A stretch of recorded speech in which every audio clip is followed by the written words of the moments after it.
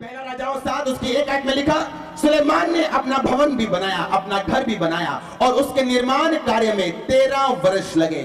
सबको आमीन। और लिखा उसने लबानोनी नामक वन नामक महल बनाया जिसकी लंबाई 100 हाथ, चौड़ाई 50 हाथ, ऊंचाई 30 हाथ की थी।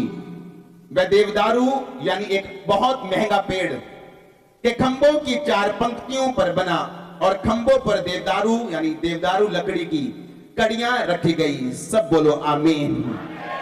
जो भवन राजा सुलेमान ने यहोवा के लिए बनाया, पहला राजाओं 6 उसकी 2 आयत में लिखा, उसकी लंबाई 60 हाथ, चौड़ाई 20 हाथ और ऊंचाई 30 हाथ की थी। आप जानते, जब मैंने बाइबल को पढ़ा, उन्होंने कहा कि 4थे वर्ष में यानी 7 वर्ष लगे परमेश्वर का भवन बनने में। हाँ या ना? जब मैंने बाइबल को ध्यान से पढ़ा, मैंने देखा कि जो भवन बनाया गया खुदा के लिए, उसको बनाने में कितने साल लगे? 7 साल। लेकिन जो राजा का घर था उसको बनाने में कितने साल लगे? 13 साल। लेकिन जो परमेश्वर का भवन था, वो लिखा उसकी लंबाई 60 हाथ, चौड़ाई 20 हाथ और ऊंचाई 30 हाथ थी।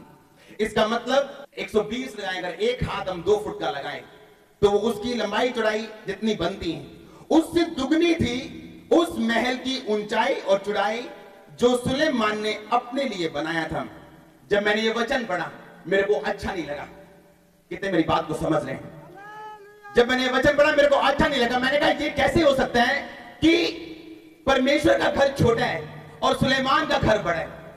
मैंने कहा नहीं, ये आत्मिक नहीं है, क्योंकि परमेश्वर का घर सुलेमान के घर से क्या होना चाहिए था?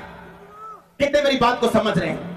जब पहली बार मैंने ये वचन पढ़ा था सालों पहले और लगातार मैं पढ़ता आ रहा था, मेरे को अच्छा नहीं लगा। मेरे को ऐसा लगता था कि सुलेमान शायद शारीरिक इंसान है। आज मैं फिर वचन पढ़ रहा था, मैंने फिर ये हिस्सा पढ़ा। मैंने कहा परमेश्वर आप मुझे समझा सकते हैं, मुझे ये अच्छा नहीं लगता। परमेश्वर ने कहा ये अच्छा है, ये आत्मिक है, क्योंकि तुम मुझे कभी भी हरा नहीं सकते। अगर तुम 60 हाथ का भवन मुझे दे सकते हो तो मैं 120 हाथ का तुम्हें घर वापस दे सकता हूं।